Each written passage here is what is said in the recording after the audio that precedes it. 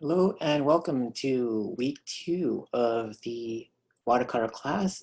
I'm going to go over some terminologies that I would like for you to learn because we're actually going to take a quiz on these things. So get to know them. So what's going to end up happening is I'm getting terminologies from the textbook that is recommended. You can do fairly well in this class from learning these terminologies as I give them out, but if you have the textbook, it just makes it a little bit easier. And so we're gonna go over these words here. The first word is pigment. So when it comes to paint, there's actually 3 things that create them for the most part. There is usually the pigment, which is the powdered form of whatever that paint is, usually derived from a natural material such as rock or plants or flowers, and then it's ground up, if you can imagine. It turns into this powdered form. Then it's mixed with a binder. So the binder for watercolor is gum arabic. So that's what makes it this elastic, this cohesive material. Then, of course, water is added to make it flow. So pigment is the material directly responsible for creating color when it comes to this media. Another type of watercolor is called go-ake. No, I'm just kidding. No, it's called gouache. Gouache is another type of watercolor that we're not really going to use in this class, but if you want to experiment with it, it's more opaque than watercolor.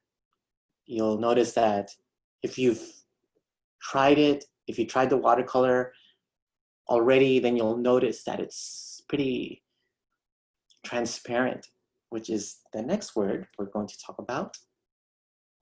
So transparency, you'll hear that word a lot when we talk about watercolor, simply due to the fact that the media itself is very transparent. You are working with a cotton rag for the most part when it comes to the ground, when it comes to the materials that you're actually painting on. So the natural behavior of watercolors is for it to be more on the transparent side opposed to some other type of media. So gouache is a little bit more opaque. In other words, you can't really see through it. And then watercolor is more on the transparency side. It's more on the transparent side. And so the next word we're going to talk about is opacity. I talked about it already just a couple times. Opacity is the behavior in which it is opaque. In other words, you can't really see through it as much. When it comes to watercolor, it's pretty opaque in the beginning without adding anything to it, but as you add more of the vehicle, as you add more water, it starts becoming more and more transparent. So you'll hear this term used a lot, staining. So whenever you add color, you're actually pushing it around on the ground. And when you do that, you're always going to leave pigment. So that's this idea. When it comes to staining, you're pushing the media around, then it's leaving behind color. Okay, you could say that it's caused by the paper and how absorbent it is. Okay, you'll hear this word used a lot in watercolor, granulation. So it is this appearance of a sandy or a granular texture, usually seen while painting on a rougher surface. So if you are painting on really good watercolor paper, you'll notice that there's a lot of tooth. In other words, there's a little bit of texture. And so you'll notice that it won't appear 100% flat or even. Instead, you'll see these little bumps. And that's what granulation is. Okay. And so you're probably wondering, why does he not have visuals of these? Because I actually want you guys to look these things up, and that I want you guys to learn them and be able to use them in context. Okay, so the next word we are going to talk about is a palette. So I'm hoping that by now you have one of these. The palette is the object that you're using to organize your paints. Think of that wooden board with holes on it, and then there's colors on it that artists use to mix their paint. Okay, so that's what a palette is. You can say that it is the center of all of your painting activities. So you can use it to store pigment and also to mix pigment. So we're going to talk now about paper surfaces, because it is a big, say, factor in your overall watercolor painting. The surface plays a big role in the way it's going to appear. And so there are actually three main types of paper surfaces. The most identifiable ones are these hot pressed watercolor papers. They're usually a smoother type of surface. It's more flat, and that it was made using a heated flattener. And so you'll know that it's a hot pressed paper when it feels more flat. Okay, so you'll use these hot pressed types of paper surfaces when you are going for more detail oriented compositions. The next type of paper surface is a cold pressed paper surface. And these are probably the most commonly used types of paper. It has more tooth, or it has more teeth, and has more textures. So if you see different types of watercolor paper and you see one that looks fairly rough, then that's probably cold pressed. I think that if you are choosing watercolor paper, I think that the cold pressed is actually the most versatile. I use cold pressed all the time. And so another type of paper surface is the rough paper surface.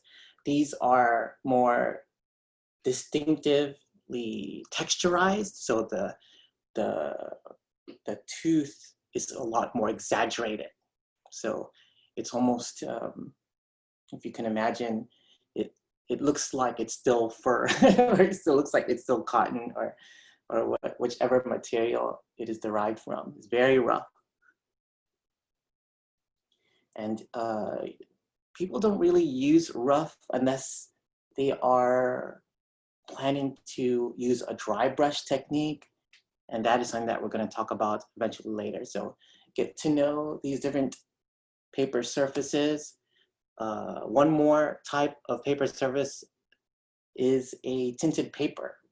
So tinted paper is usually already colored in a warm or a cool shade. So maybe it's on the beige side, or maybe it's on a warmer green, very pastel. And because there's already color there, the artist can add their own color in that the tinted quality of the paper is going to influence the pigment. So whenever people use tinted paper and they want to create highlights, they actually have to use a very opaque white paint underneath their watercolor. So yes, there is also that type of paper, the tinted type of paper. And those are the different types of paper surfaces. The last thing that I want to talk to you guys about is stretching paper. Stretching paper is one of the most important things that you have to learn when it comes to painting with watercolor.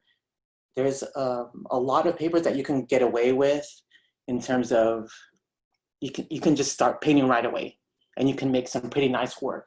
But if you want to make large works, which is the goal, I feel, for many students who want to get into art, if you want to make strong work, you have to work in a larger format.